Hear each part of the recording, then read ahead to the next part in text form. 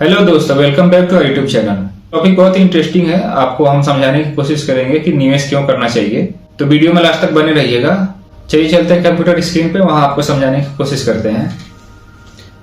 दोस्तों, ये video basic of stock market series का पहला एपिसोड है। वैसे तो हमने 10 एपिसोड बना रखे हैं, लेकिन पहले एपिसोड में ऑडियो क्वालिटी उतनी अच्छी नहीं थी, तो इसलिए मुझे दोबारा से इसको शूट करना पड़ रहा है। तो आपको निवेश क्यों करना चाहिए ये समझाने के लिए हम आपको एक उदाहरण से समझाते हैं।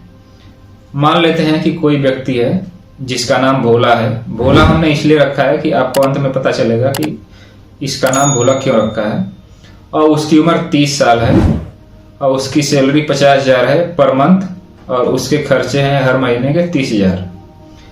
और ये हम मानकर चल रहे हैं कि उसकी सैलरी में 10% का इजाफा होता है हर साल, और करंट इन्फ्लेशन के हिसाब से 8% का हम महंगाई दर मानकर चल रहे हैं। तो सपोज करिए कि एक साल बाद उसकी उम्र हो जाएगी 31 साल। 30 साल का है तो 31 साल हो जाएगी, और उसके साल भर के टोटल जो इनकम होगी वो होगी 6 लाख रुपए, और साल भर के खर्चे जो उसके थे वो हैं 3,60,000 रुपए, और 2,40,000 रुपए उसने साल भर में बचत किए। अब हम यहाँ पे 3 से 4 कंडीशन मानकर चल रहे हैं। पहली कंडीशन ये है कि उसने कोई इन्वेस्टमेंट नहीं किया हुआ है और वो सैलरी को निकाल कर लाता है, या कंपनी सैलरी जो देती है उसको अपने घर में रखता है और अपने खर्चे चलाता है। बाकी पैसों को वो अपने तिजोरी या संदूक में रखता है। तो इस तरह से पहले साल उसने 2,40,000 रुपए सेव किए हैं।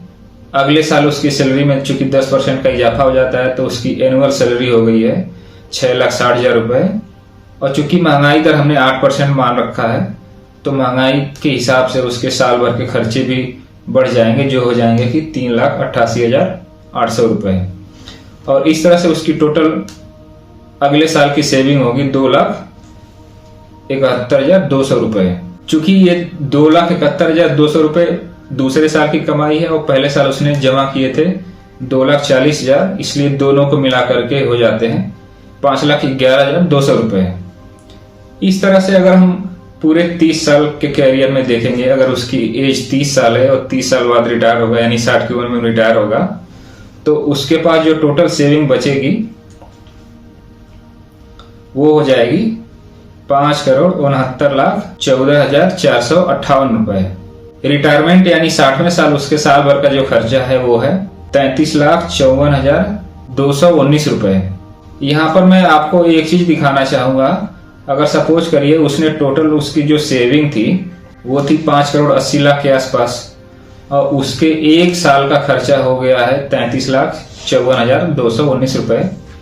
तो ये जो सेविंग है ये कितने साल तक चलेगी, अगर इसको हम दिखाने की आपको कोशिश करेंगे। सपोज करिए 61वें साल उसके जो सालाना खर्चे होंगे वो होंगे 36,22,556 रुपए, और ये जो पैसे हैं वो अपनी टोटल सेविंग में से खर्च करेगा, तो उसके पास अब टोटल जो सेविंग बचेगी वो बचेगी 5,42,91,901 रुपए बचेगी।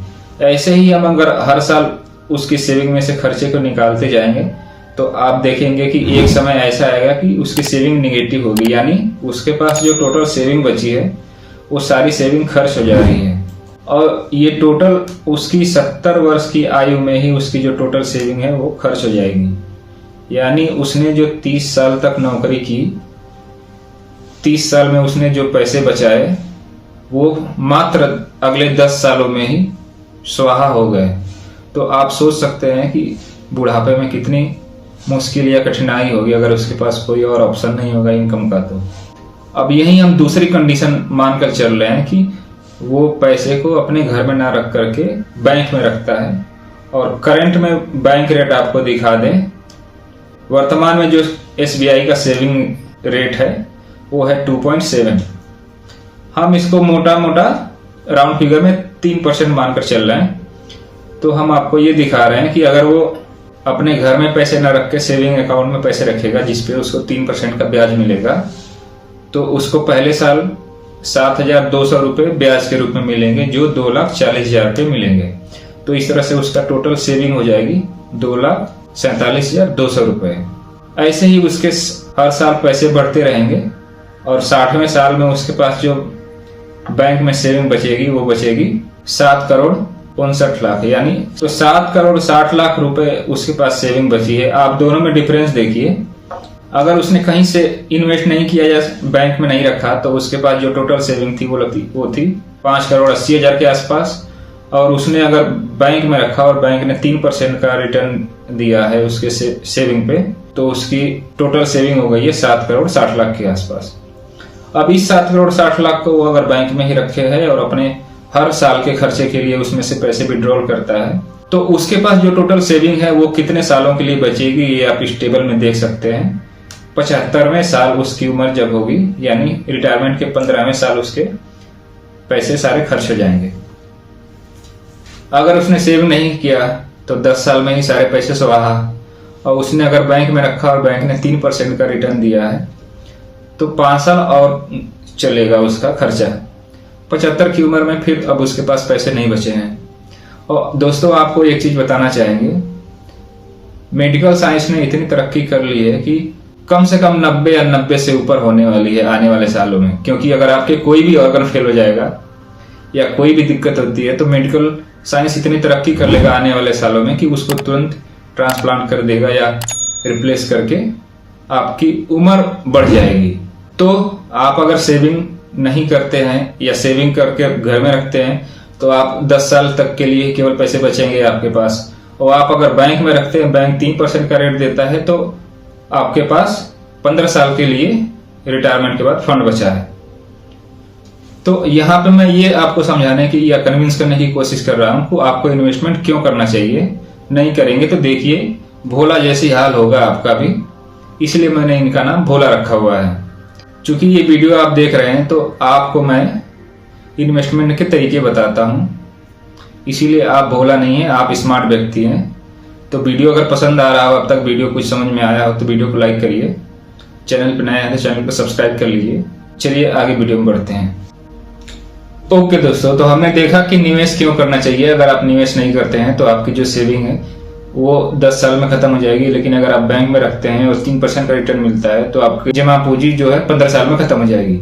तो आपको निवेश करना चाहिए, ये आपको समझ में आ गया। और निवेश कहाँ करना चाहिए इसके बारे में हम डिस्कस करते हैं। दोस्तों निवेश कहाँ करें? निवेश करने के लिए आपके पास 4 टाइप के इंस्ट्रूमेंट है। दोस्तों जो इन्वेस्टमेंट का पहला तरीका है फिक्स्ड इनकम इंस्ट्रूमेंट, उसमें जो मूलधन होता है वो सुरक्षित होता है और इसमें रिटर्न आपको ब्याज के तौर पर मिलता है। और ब्याज आपको सालाना या 6 माह या 3 महीने पे मिल सकता है। निवेश की मियाद खत्म होने पर आपको निवेश की मैच्योरिटी पीरियड भी कहते हैं, जिसको आपकी कैपिटल को वापस कर दिया जाता है। दोस्तों फिक्स्ड इनकम इंस्ट्रूमेंट में कई ऑप्शन होते हैं, जैसे आप बैंक में फिक्स डिपॉजिट कर सकते हैं, गवर्नमेंट बॉन्ड खरीद सकते हैं जो सरकार जारी करती है, या सरकारी कंपनियों के बॉन्ड खरीद सकते हैं आप, या किसी कॉर्पोरेट का बॉन्ड खरीद सकते हैं। अभी लेटेस्ट के हिसाब से जो फिक्स्ड इनकम इंस्ट्रूमेंट पे रेट मिल रहा है वो है 6 से 7% का। जो दूसरा इन्वेस्टमेंट का तरीका है वो कमोडिटी या बुलियन, जिसमें आप सोने या चांदी में निवेश कर सकते हैं। और लंबे वक्त तक सोने और चांदी में निवेश करने से दोनों की कीमत में इजाफा होता है। इन दोनों में 20 साल तक के निवेश पर लगभग 12% का CAGR तक का रिटर्न मिलता है आपको। इसमें निवेश आप गहने खरीद कर किया जा सकता है या फिर आप एक्सचेंज ट्रेडेड फंड, आप गोल्ड का ETF खरीद सकते हैं, ये भी स्टॉक मार्केट पे आपको मिलता है। और जो तीसरा तरीका है वो है इक्विटी का। आप शेयर बाजार में किसी कंपनी के शेयर को खरीद सकते हैं, आप इंडेक्स पे पैसे लगा सकते हैं, और भी कई तरीके हैं, इनके बारे में हम आगे आने वाली वीडियो में बात किए हैं। और जो चौथा तरीका है वो है रियल एस्टेट में। दोस्तों रियल एस्टेट में आप निवेश मकान, दुकान या जमीन में कर सकते हैं। निवेश में 2 तरह की कमाई होती है। अगर आप कोई मकान लेते हैं तो उसको आप रेंट पे देंगे तो आपको एक रेंटल इनकम मिलेगी, और मकान के कीमत में जो इजाफा होगा उससे कैपिटल एप्रिसिएशन बोलते हैं। तो इस तरह से आपको 2 तरह से फायदा होगा। लेकिन इसमें निवेश करने में पेचीदगी और उलझनें काफी होती हैं, बहुत वक्त लगता है इसमें। और अगर आपको इंस्टेंट पैसे की जरूरत होती है तो आप प्रॉपर्टी को तुरंत लिक्विडेट नहीं कर पाते हैं। और इसमें क्या रिटर्न मिल रहा है ये लोकेशन टू लोकेशन वेरी करता है, इसलिए इसका कोई आधिकारिक फार्मूला नहीं है कि आपको रियल एस्टेट में कितना रिटर्न मिलता है। तो इस पर टिप्पणी करना थोड़ा मुश्किल है। तो अब इनको हम दोबारा से देखते हैं अपने चार्ट में।